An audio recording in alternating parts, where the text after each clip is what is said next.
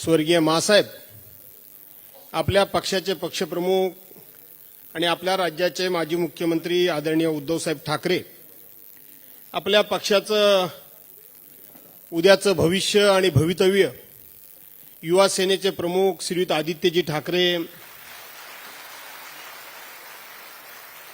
व्यासपीठावर बसलेले शिवसेनेचे ज्येष्ठ नेते आदरणीय ॲडव्होकेट डाकेसाहेब, आदरणीय देसाई साहेब, व्यासपीठावर बसलेले शिवसेनेचे सर्वच नेते मंडळी, काही दिवसापूर्वी झालेल्या लोकसभेच्या निवडणुकीमध्ये जे आपले खासदार म्हणून विजयी झाले ते सर्व विजयवीर आणि काही आमचे सहकारी विजयी होऊ शकले नसतील, परंतु अनंत अडचणीचा सामना करून ज्यांनी निवडणूक लढली ते आमचे सगळे शूरवीर, सौभाग्यवती रश्मीवहिनी आणि मोठ्या संख्येनं उपस्थित असलेल्या बांधवांनो, भगिनींनो आणि सहकारी मित्रांनो, 106 हुतात्मे देऊन आपल्या पूर्वजांनी, आपल्या मराठी बांधवांनी या ठिकाणी मुंबईसह महाराष्ट्र स्थापन केला. मुंबईसह महाराष्ट्र स्थापन झाला, परंतु मुंबई मिळवणारा मराठी माणूस हा महाराष्ट्रामध्ये कुठे आहे, अशा प्रकारची एक चर्चा सुरू झाली किंवा अशा प्रकारचा एक शोध घेण्याचं काम सुरू झालं. आणि त्यावेळेला या महाराष्ट्रातून एक डरकाळी उठली, डरकाळी फुटली आणि आजचाच तो दिवस 19 जून 1966, त्या दिवशी हिंदू हृदय सम्राट शिवसेना प्रमुख माननीय बाळासाहेब ठाकरे यांनी या शिवसेनेला जन्म दिला. आज त्या शिवसेनेला 58 वर्ष पूर्ण झाली आहेत आणि त्या निमित्तानं आपण सगळे इथे एकत्रितपणे जमलेलो आहोत. बांधवांनो, भगिनींनो, आपणा सर्वांना आदरणीय उद्धव साहेबांचे विचार ऐकायचे आहेत, परंतु आजच्या दिवशी आपण सर्वांनी काही निर्धार केला पाहिजे, काही निश्चय केला पाहिजे. या ठिकाणाहून काहीतरी भूमिका आणि त्याचबरोबर काही संकल्प सोडून आणि तो सिद्धीस नेण्याचा इथं आपण सर्वांनी संकल्प करूनच इथून गेलं पाहिजे. नुकतीच लोकसभेची निवडणूक झाली. या लोकसभेच्या निवडणुकीमध्ये दिल्लीश्वरांना अशा पद्धतीनं सत्तेचा मद चढला होता, अशा पद्धतीनं सत्तेची गुर्मी आणि घमेंड आली होती. त्यांनी सांगितलं होतं की इस बार 400 पार, 400 पार, एक प्रकारे 400 पारचा नारा देऊन संपूर्ण देशामध्ये दहशत निर्माण करण्याचा प्रयत्न केला होता की 400 खासदार आमचे निवडून येणार आहेत आणि हे 400 खासदार निवडून येणार असल्यामुळं आमचीच सत्ता भविष्यात येणार आहे. त्यामुळे जो कोणी सत्तेच्या विरोधात बोलेल, जो कोणी सत्तेच्या विरोधात जाईल, त्याला शासकीय यंत्रणेचा चौकशीचा ससेमिरा पाठीमागे लावून त्याला आम्ही जेलमध्ये टाकू, अशा प्रकारची इनडायरेक्ट धमकी देण्याचं काम देशाच्या पंतप्रधानांनी केलं होतं. आणि त्यावेळेला संपूर्ण देश चिडीचूप झाला होता. संपूर्ण देशामधून कोणीही त्याच्यावर आवाज उठत नव्हता. आणि त्यावेळेला महाराष्ट्रातून एकच आवाज उठला, अरे 400 पार नाही, इस बार तुम तडीपार. 400 पार नाही, इस बार तुम तडीपार. आणि तो आवाज होता आपले पक्षप्रमुख उद्धव बाळासाहेब ठाकरे यांचा. उद्धव बाळासाहेब ठाकरे यांचा आवाज होता.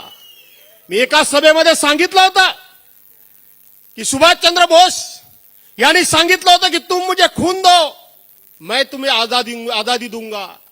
छत्रपती शिवाजी महाराजांनी सांगितलं होतं या महाराष्ट्रामध्ये हे स्वराज्य, हिंदवी स्वराज्य स्थापन करणं ही तर श्रींची इच्छा आहे, असं त्यांनी सांगितलं होतं.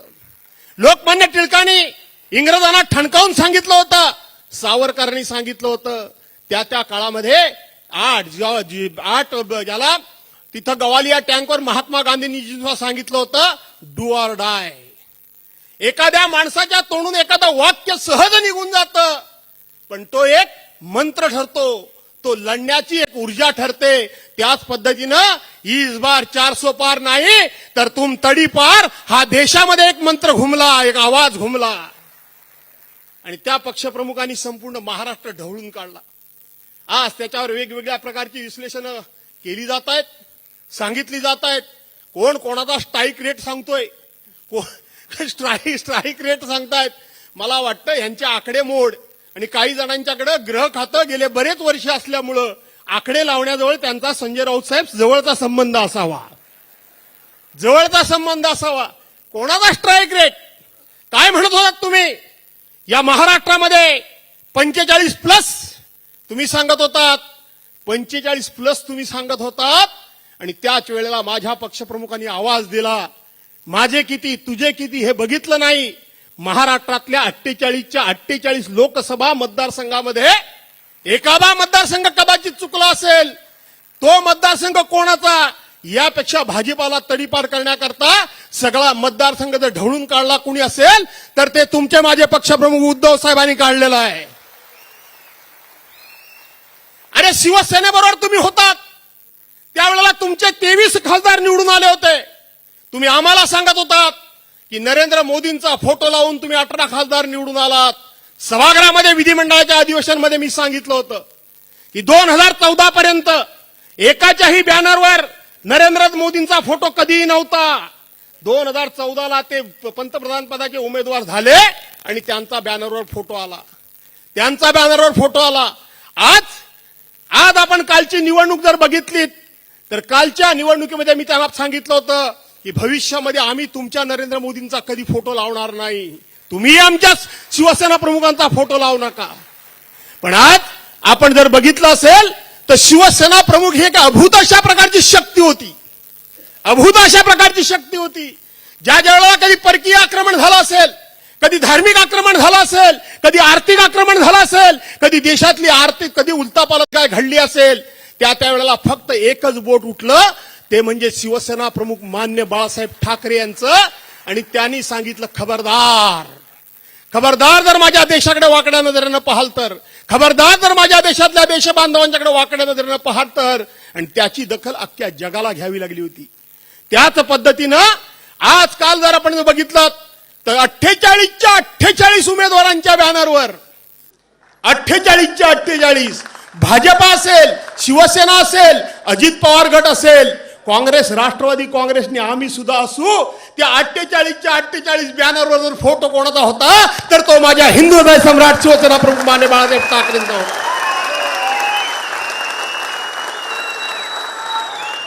आम्ही तुमचा फोटो लावला नव्हता, आम्ही नरेंद्र मोदींचा फोटो लावला नव्हता.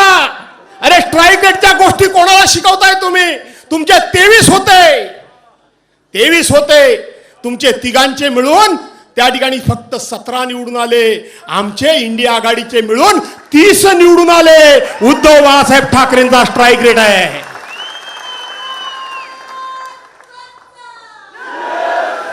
तुम्ही आमचे 13 खासदार चोरून नेलेत, तुम्ही आमचे 13 खासदार चोरून नेलेत.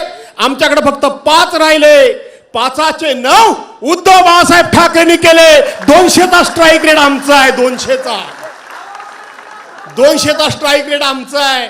तुम्ही आमच्या स्ट्राईक रेटच्या नादाला लागू नका, कारण ही बाळासाहेबांची शिवसेना, ही बाळासाहेबांची शिवसेना आहे, बाळासाहेबांची शिवसेना आहे. आणि म्हणून आजच्या वर्धापन दिनाच्या निमित्तानं मी शिवसेना प्रमुखांचं स्मरण तर करतोच, तुम्हा सर्वांना शुभेच्छा देतोच. पण आज याच्या दिवशी मला असं वाटतं उद्धव साहेब 2.5-3 महिन्यानंतर विधानसभेच्या निवडणुका आलेल्या आहेत. आज निश्चितपणे तुम्ही आम्हाला काहीतरी आदेश देणारच आहात, आज निश्चितपणे तुम्ही आम्हाला महाराष्ट्राच्या कानाकोपऱ्यामध्ये पाठवणारच आहात. पण या निमित्तानं सर्व शिवसैनिकांना विनंती करतो की आपल्या पक्षाला आता 58 वर्ष झाली.